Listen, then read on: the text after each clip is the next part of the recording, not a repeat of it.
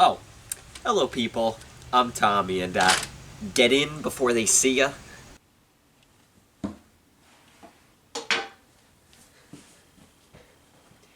As you can see, I am still on the run, but it's not because of the Oreo and water thing. It's because when I talked about Half-Life, I mispronounced interloper as interlooper. But not to worry, because I do have a solution, as I will create a fun little character to become the face of the controversy. But as I'm crafting this character, I think it's best to talk about the history of video game mascots, and how they went from the then to the now.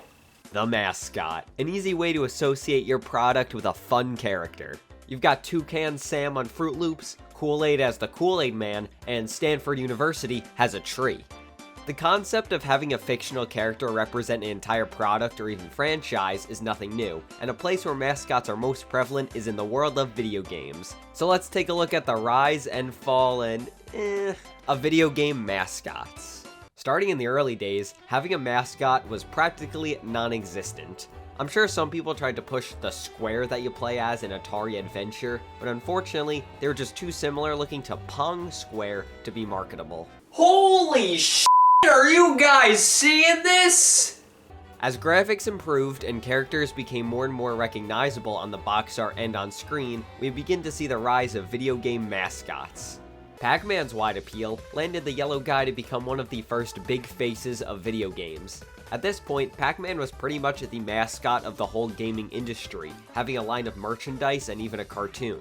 And after the dust settled in North America due to the video game crash of 1983, new contenders would enter the scene, most notably Sega and Nintendo. Now, Sega would use the titular character of Alex Kidd as the main face of the Master System, a character who failed to leave a mark for most players. But Nintendo took the main protagonist from Donkey Kong, gave him a few graphical changes, threw the word Super in the mix, and now we've got Super Mario. To this day, Mario is still one of the most recognizable characters on the planet. Mario would propel Nintendo to new heights, and would pretty much give Nintendo complete control of the home console market in the third console generation. After the success of Mario, every video game needed a mascot, and I mean every game. We would see the rise of characters like Mega Man, Link, Kirby, f***ing Wally Bear and the No Gang keeping drugs off the street because you can't be doing drugs if you're playing Wally Bear and the No Gang. And so, the 8-bit era would give us some of the most iconic and most forgettable characters to ever grace the screen. The 16-bit generation came in swinging. Sega took their head out of the gutter and began experimenting with new mascots because Alex Kidd was being too much Alex Kidd and not selling Master Systems. So Sega released tons of video games with hip and cool 90s era characters. We'd see Toe Jam and Earl, Altered Beast, Echo the Dolphin. All would have some level of success, but then we'd see the release of a video game mascot that would lead to the biggest clash of characters in the history of gaming. And his name? Ogilvy Maurice Hedgehog, also known as Sonic. The Blue Blur, the Ring Fiend, and the character that put Sega on the map. Sonic was a smash hit right off the bat and was the main contributor to knocking Nintendo off their throne and would lead to quite possibly the most famous console war in history. Mario on the Super Nintendo and Sonic on the Sega Genesis. The fourth console generation saw another surge of video game mascots, some that are still iconic to this day, and others being cool spot. Yeah, so Sonic the Hedgehog would lead to the rise in animal-based mascots. Accolade would create Bubsy the Bobcat, Irem would make Rocky Rodent, Shiny Entertainment developed Earthworm Jim, and Awesome Possum, get the f*** out of here! But that's not all, we would see the rise of licensed mascot video games.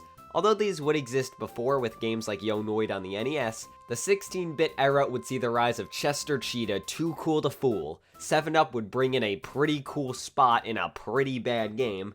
McDonald's Global Gladiators, what fun. And after a few bad deals with Nintendo, Sony would go on to make its first console, the PlayStation. And that console's big names would include the likes of Crash Bandicoot, Spyro the Dragon, and their most famous mascot, Spider. Looking back at this era, it had very strong mascots and many of them. Onto the next generation, we would reach a point where too much was becoming too much. Oh yes, how could I ever forget about you, Glover? Or you, Gex? Or you, Croc? But I will defend Blasto, he is a classic. But these all fail in comparison to the Atari Jaguar's mascot being a Jaguar Cube. The possibilities are endless with this iconic character.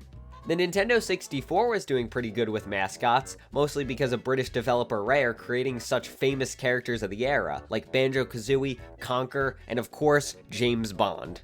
Nintendo even made a game where all their mascots beat the shit out of each other. At this point, if you weren't any major company mascot like Mario, Link, or Sonic, it seems like your time was running short. And so we reached the GameCube, Dreamcast, PS2, Xbox, and this generation truly was the final days of dozens of video game mascots. Nintendo was going same old with Mario and Link. Sega tried their best with Sonic, but would eventually cease as a hardware developer. Sony would continue to bring in more third parties that would make iconic characters, such as Sly Cooper, Ratchet & Clank, and Jak and Daxter. And Xbox would go on to make a very iconic mascot of their own, Blinks the Cat. Xbox really tried to push Blinks the Cat for some reason. You already had Master Chief, and the Microsoft Rare acquisition gave them Conker and Banjo-Kazooie, so what was even the point? But to me, Blinks symbolizes the end of an era. The end of the new animal mascots that, although will pop up every now and then going forward, it would never be on the same level.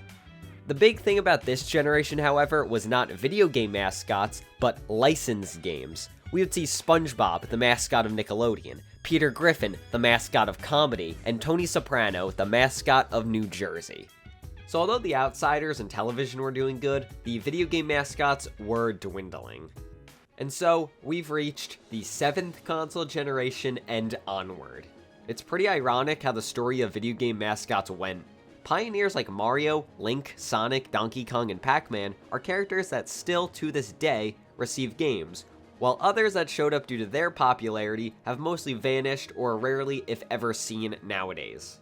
Sony during this time would go into an identity crisis. Many of Sony's big exclusives like Crash and Spyro would eventually appear on Nintendo consoles, so Sony's answer to losing these well-designed and loved characters would bring back classic 90s character Polygon Man, dear god.